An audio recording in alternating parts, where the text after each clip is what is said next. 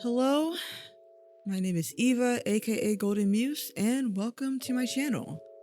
Today we are painting more Baldur's Gate 3 characters, more of my OCs, particularly, 2 Tavs and 1 Dark Urge. The first portrait I'm doing is of my OC Kiao, who I already did a portrait of in a previous video. And yeah, this is just more portrait paintings. In fact, these are kind of my earliest attempts during my retraining,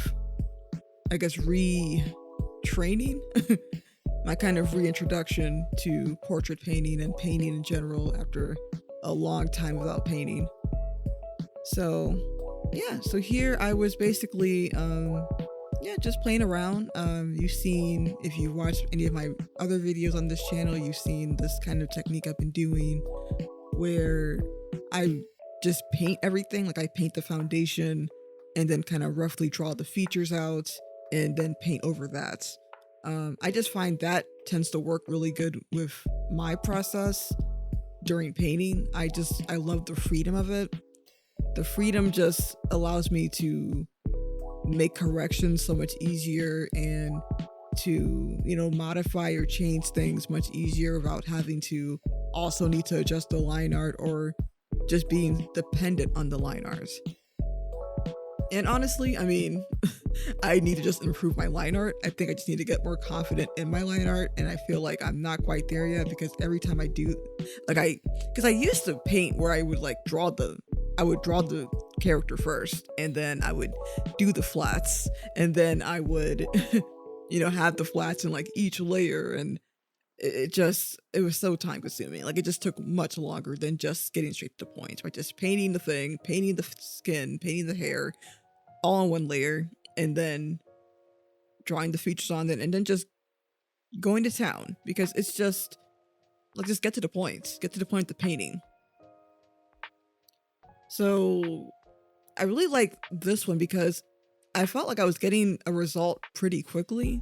And here I wasn't using anything complex. It was mostly just the airbrush and a slightly modified soft brush.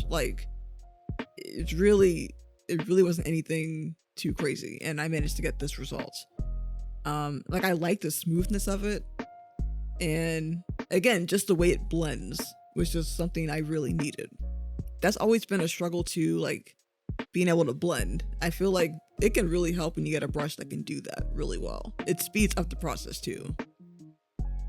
Especially if that's the texture you want. Because, obviously when it comes to paintings, you can have a very textured, very stroke results, or you can blend it all together, which I like a bit of both personally. So here, I was following a reference, but also not really. I kind of just drew how I would draw a face, which is a little bit bigger eyes and more stylized. And I just kind of used the reference as a value reference and a shadow reference, and then just kind of applied that to my drawing that I did. So that way I'm not too married to it looking super realistic or it matching the reference to a T. As long as really it's just me kind of practicing skin and just getting used to that whole process, regardless of what the face actually looked like, because I just needed that practice.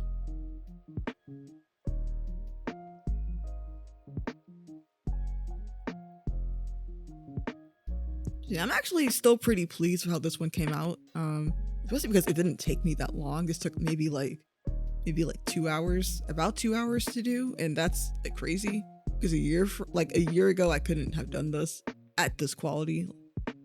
But that's why practice is good. When you practice, you will naturally get better. It's just what it is. That's why art is a skill set. It just takes repetition, and before you know it, you're memorizing certain things and you're just getting the hang of where certain values go, or how to paint a nose, or where the shadows of the eyes go. You just start to memorize certain things, and eventually you'll get to a point where maybe you won't need a reference at all. I'm not personally there yet. I still rely a lot on references for especially values of the face, because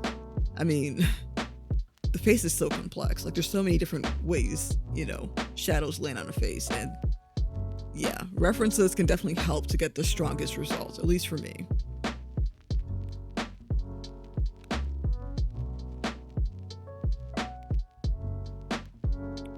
So yeah, a little bit about my character. So like I said, she's a Dark Urge. You know, I kind of played her. I mean, she was actually pretty horrible in the beginning. Like she was kind of sticking a little bit too much to her Dark Urge instinct or urges. And you know, I played her kind of as a resist urge. So like throughout the game, she you know, becomes more heroic, more good aligned, all that fun stuff. I like playing characters like that. It's more fun when you get to actually allow them to develop instead of just the whole time being evil or the whole time being a goody two shoes. Like it's nice to have some spice somewhere in there because, I don't know, makes the playthrough unpredictable too. And the thing is, if you never played Baldur's Gate's a game where you can pretty much do whatever you want in this game. Like you can have your characters go extremely crazy and it's just part of the game. So the freedom this game allows is pretty fun, and you know, it's why it's one game of the year. It's a very fun game, but I get really attached to my OCs whenever and you know, in any role-playing game I play, I get attached to my OCs, but that's especially the case with Baldur's Gate. Like I love my OCs. I just love them.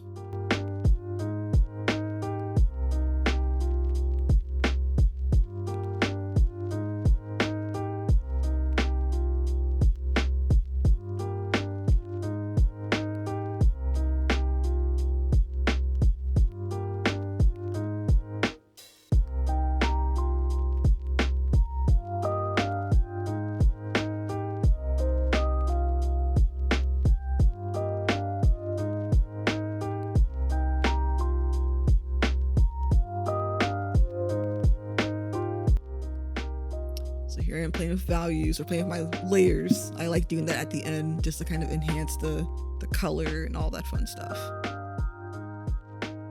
So that is my OC Kiyal.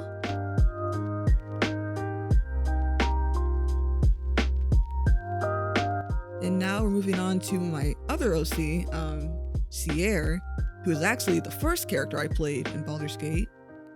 She is a sorceress and she's a Tav, so not a Dark Urge, and she was kind of more good aligned. I mean, she definitely had some morally ambiguous moments though, so not like a perfect goody two shoes, but mostly good. As far as the painting, I'm actually I'm kind of mixed on the results because I kind of messed up her skin tone. Like she came out way lighter than she should have, and you know, that was just my fault. Because, you know, like when you do, like right now you see I did like kind of some face temperatures there. Like that's actually the incorrect way to do it for darker skin tones. And I think maybe that made me go lighter without me realizing it. And I'm just like, ugh. But as far as the painting itself, where I would like not know, like, you know, what she really looked like, then I would say the painting came out okay.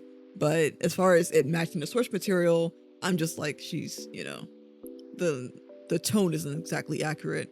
But again, here I just kind of, you know, just drew the face. Just I wasn't really following the reference too closely. I just drew the face, you know, moderately, you know, looking at the reference, but mostly with my stylization and just really just focus on the values and you know, making sure that part was correct. I actually redid this one, and because I just wanted to get this right, but I didn't record it sadly, so because I just wasn't really confident I can get it right, but then it came out like so much better than this one, and I'm kind of sad I didn't record it to share it with you guys. But I mean, the finished one is right here, but you know, all I got is this one, so y'all look at this and you know. But yeah, just more practice, you know, just more excuses to draw my OCs, since I always wanted to, because I played Baldur's Gate a lot, like near the end of 2024, like mid 2024 to like the rest of 2024. I was like in Baldur's Gate land, hell, really. And I just really wanted to like do proper fan art for my OCs. And I felt like I didn't really have I don't know, my painting skills, my portrait skills weren't really up to par. But I feel like now that I'm finally getting better, I can finally do some like long overdue fan art for my OC. So it's pretty fun. It's pretty exciting.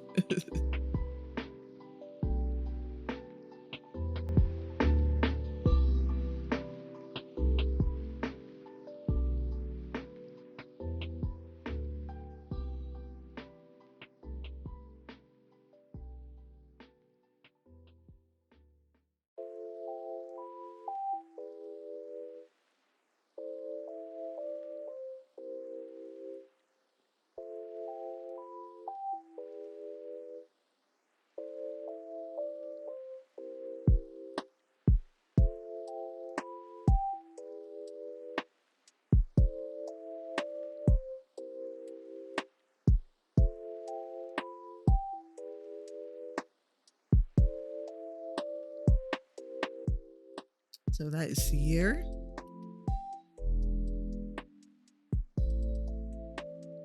And now we're doing another OC. My Tav Yenette. And Yanette is a bard. And she was probably the only super goody two shoes Tav I played, or OC I played. Because I don't usually play goody two shoes characters. I figure like let's just try something a little bit different. Since I've been playing, I played quite a few Dark Urges at this point, and I'm just like, let's just go back to the basics. And I really loved her. She was really sweet, and I enjoyed playing as her. She was super fun. As far as painting her, she has nice, beautiful dark skin, but I messed up again with like the face temperatures. I still did it the wrong way here. Like, there's a different way you're supposed to do it with dark skin tones, and because when it comes to that, like, you're not gonna like see the temperatures as clearly because it's, the dark skin. So it's gonna land a little bit differently. And I definitely need to probably do a version where I like do that part correctly. Like I need to probably do another video or another art piece where I do it correctly. But either way, I'm still pretty happy of how this one came out. I think it came out pretty decent. And again, this didn't take me as long. It took me maybe a little bit longer than the others because I just think doing darker skin is admittedly a kind of harder because there's a lot more you're working with, more reflective values, and of course making sure not to accidentally lighten the character in the process too. So definitely it takes practice, but it's definitely something worth practicing because sometimes some of the best pieces I mean, not to whatever, but some of the best pieces are with like the darker skin tones because it's just there's more you're working with, and there's just I think more skill required, quite frankly, and it can be fun. It's a good challenge too.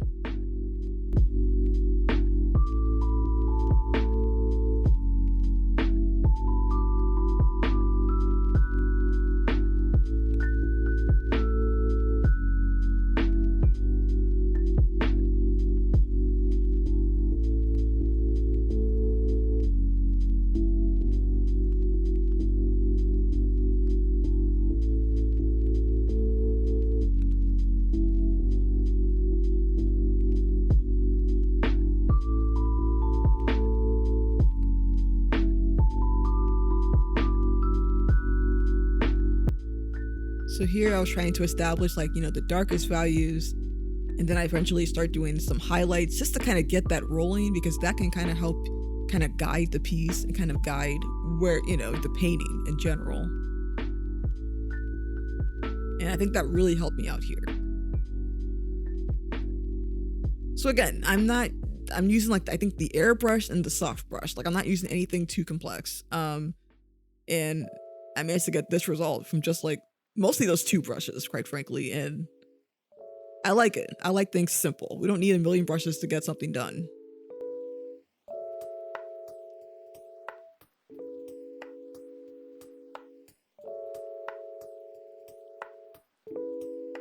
So yeah, again, I was looking at a reference. I had a picture of her up, but again, I just kind of drew it the way I would draw it, and just tried to follow the values.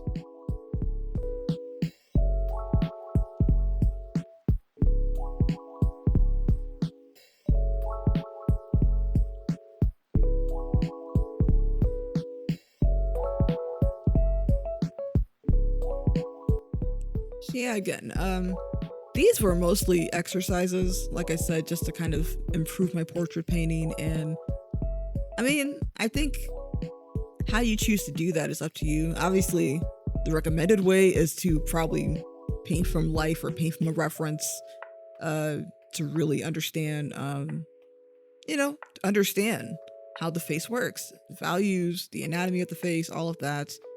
But I think also if you want to just learn values and just want to learn like how the colors work and all of that, I think it could be a better challenge if you were to kind of draw the way you normally draw a face and then paint those same values from the reference on top of that. Like that could be an interesting challenge, because now you have to think about, like, in proportion to what you drew, how are the values going to, how are they going to match the face that you drew? And it'll help you think about it more because, like, your style, your style of line art. So can you make it all make sense? That's kind of what I was doing to myself here. Because the thing is like, back when I was in art school, I actually did a lot of painting. Like, painting was something I did a lot, but I guess like after that, like I got more into cell shade, and I feel like that kind of took over a little bit more than than my painting. And I kind of lost, because when you don't practice something, you do kind of lose it a little bit. Like, you can kind of lose the knowledge because you're not maintaining that. So and that's kind of what happened to me. But one thing though is, like, I never actually learned how to do portrait painting. Like, the classes I took were mostly on like life drawing and mostly drawing. When it came to painting a face, I was like, I actually don't know this, which is crazy. But and as someone who loves drawing characters, it's like, this is pretty critical to know. So that's why for me it was like, let me really start getting better at this, because I've done attempts at painting faces before, but I think I'm finally at a point now where I'm like, this feels right. Like, these actually look legit. They look way better than my previous attempts, and I'm having way more fun of it too. Like, it's not feeling like I'm like putting that much effort into it, but like, it's still getting a result that I'm happy with in like a relatively shorter amount of time than it would have taken me in the past.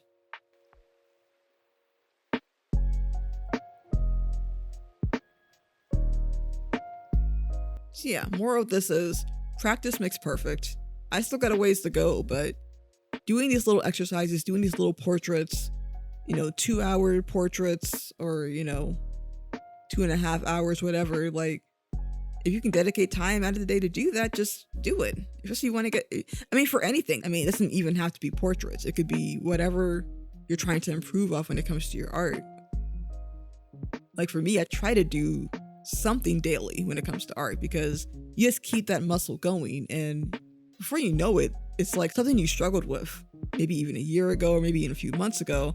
You're going to find it so much easier, and the result is way more satisfying. Like, it's more in line with what you maybe envisioned in your mind when you thought to paint it or draw it. So that's like always the best feeling, when the thing you actually create matches what you imagined. Like, that's hard to do because sometimes your imagination can be way more grand than what you're capable of. But when you do it though, it's like, it's the best feeling. It's the best feeling. It's only a rare few times I've ever done that, but to consistently do that though would be amazing. But then I don't know, as artists, we're never satisfied, are we?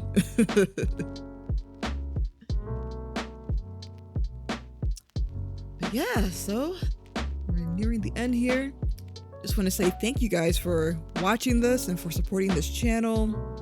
If you can, please like this video, and if you enjoy my rambling and my art time lapses and all of that fun stuff, feel free to subscribe as well. There's more videos to come, more art to do, and we're ready to get it cracking. Alright guys, well, take care and enjoy the rest of this portrait. Peace.